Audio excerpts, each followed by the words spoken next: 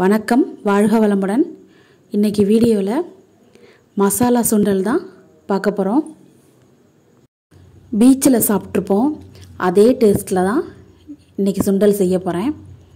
அதுக்காக பச்சை பட்டாணி நல்லா ஊற வச்சு எடுத்து வச்சுருக்கேன். பச்சை பட்டாணி வேக வச்சுக்கலாம். அது கூட ஒரு உருளைக்கிழங்கை நாலாக கட் பண்ணி தோலோடே நம்ம வேக வச்சு எடுத்துக்கலாம். அதுக்கு தேவையான உப்பு, பட்டாணி, உருளைக்கிழங்கு இது தேவையான உப்பை நம்ம இப்பயே போட்டு வேக வச்சு எடுத்துக்கலாம். வேகிறதுக்குள்ளே நம்ம மசாலா ரெடி பண்ணிக்கலாம். ஒரு துண்டு இஞ்சி அதை சின்னதாக கட் பண்ணி எடுத்துருக்கேன். 2 பச்சை மிளகா, காரத்துக்கு ஏற்ப நீங்கள் எடுத்துக்கோங்க. சின்ன வெங்காயம், பூண்டு, ஒரு தக்காளி. நான் பெருசாக இருக்கிறதுனால 1, சின்னதாக இருந்தால் 2 கூட எடுத்துக்கலாம். எல்லாத்தையும் நல்லா நைஸாக அரைச்சி எடுத்துக்கலாம். கொஞ்சமாக மஞ்சள் தூள்,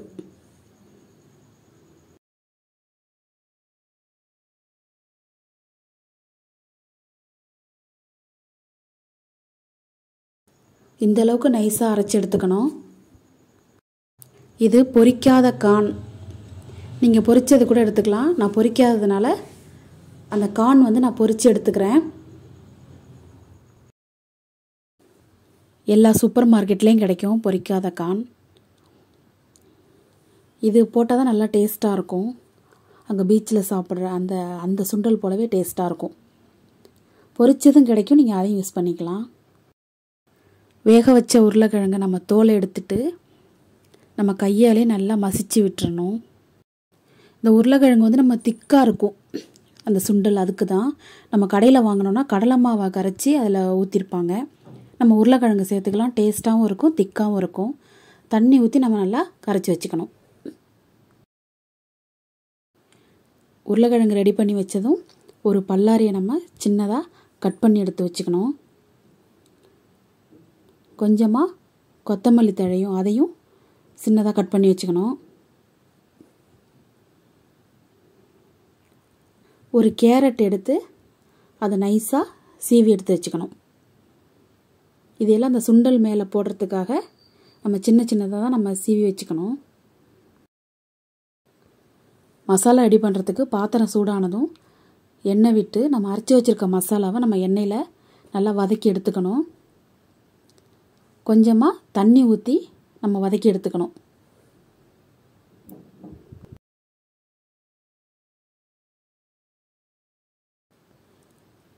அரைச்ச மிக்ஸி ஜார்லேயே நான் தண்ணி கலந்து ஊற்றிருக்கேன். மசாலா நல்லா பச்சை வாசனை போனோன்னா நம்ம கரைச்சி வச்சுருக்க உருளைக்கிழங்கையும் நம்ம சேர்த்துக்கலாம்.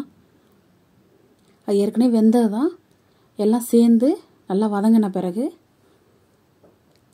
இதுக்கு தேவையான அளவுக்கு மட்டும் நம்ம உப்பு சேர்த்துக்கலாம்.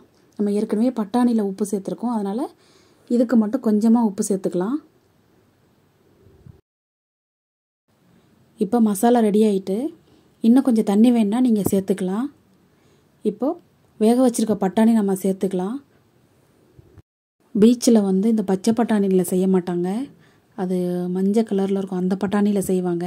நம்ம இதில் செஞ்சாலும் டேஸ்ட்டு ஒன்றா தான் இருக்கும், அதே போல் தான் இருக்கும். இப்போ நல்லா மசாலா கலந்து எல்லாம் ரெடி ஆகிட்டு இப்போ நம்ம வேறு பாத்திரத்தில் மாற்றிக்கலாம்.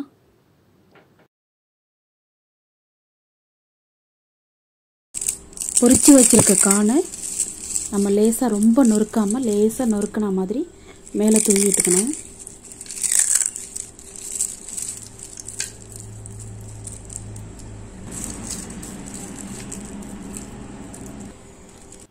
கட் பண்ணி வச்சுருக்க பல்லாரியும் அது மேலே நம்ம தூவி விட்டுக்கலாம்.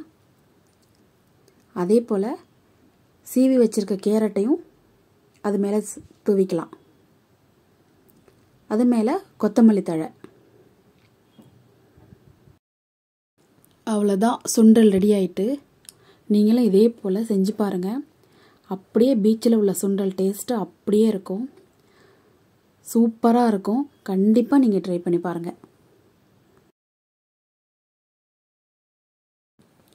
நம்ம வீட்டிலையே சூடாக குழந்தைங்களுக்கு நம்மளே ரெடி பண்ணி கொடுக்கலாம். அவங்களும் விரும்பி சாப்பிடுவாங்க. கண்டிப்பாக செஞ்சு பாருங்கள். அடுத்த வீடியோவில் பார்க்கலாம். நன்றி, வணக்கம்.